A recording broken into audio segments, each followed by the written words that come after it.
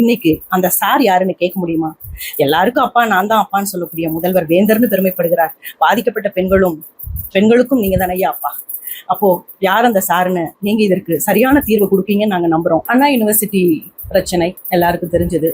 பரவலாக பரபரப்பாக பேசப்பட்ட ஞானசேகரன் குற்றவாளி என்று நிரூபிக்கப்பட்ட உடனே நமக்கு எல்லாருக்கும் தோணிய விஷயம், அப்போ யாரும் இல்லையா, யார் அந்த சார், அப்படி ஒரு சாரே இல்லையா என்னப்பா அப்படின்னு ஒரு கேள்வி எழுந்துச்சு.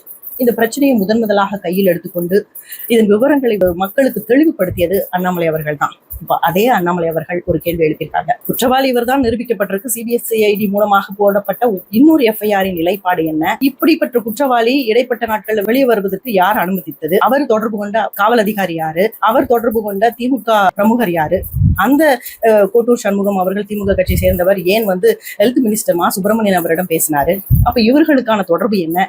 இதையெல்லாம் விசாரிக்கவில்லை ஏன்? உள்ள இருந்த ஞானசேகரன் அந்த குற்ற செயல் நடக்கும்போது அவருடைய போன் ஃபிளைட் மோட்ல இருந்ததுன்னு சொல்லப்பட்டதும் ஃபிளைட் மோட்ல இருந்து நார்மல் மோடுக்கு மாற்றப்பட்டது. அதற்கு பிறகு யாரிடம் பேசினார்? இப்படிப்பட்ட பல மர்மங்கள், தகவல்கள் ஏன் விசாரணை செய்யப்படவில்லை? இதற்கு பின்னாடி யார் இருக்காங்க? மக்களுடைய எதிர்பார்ப்பு யார் அந்த சார்? இந்த பிரச்சனைய மக்களுக்கு தெளிவாக கொண்டு போன முதல் பர்சன் அண்ணாமலை அவர்கள் தான். அதே அண்ணாமலை அவர்கள் தான் இப்போ இந்த கேள்வியையும் எழுப்பியிருக்காரு. தான் வீட்டு பிள்ளை தன்னுடைய தங்கச்சி போல பாதிக்கப்பட்டிருக்கு, அவளுக்கு எதுவுமே செய்ய முடியலன்னு தனக்குத்தானே சவுக்கடி கொடுத்து அவரு தன்னுடைய வேதனையை வெளிப்படுத்தினார். அதையும் கேலியும் கிண்டலும் செய்த வாய்கள் இன்னைக்கு அந்த சார் யாருன்னு கேட்க முடியுமா? எல்லாருக்கும் அப்பா நான் தான் அப்பான்னு சொல்லக்கூடிய முதல்வர் வேந்தர்னு பெருமைப்படுகிறார். பாதிக்கப்பட்ட பெண்களுக்கும் நீங்க தானே ஐயா அப்பா.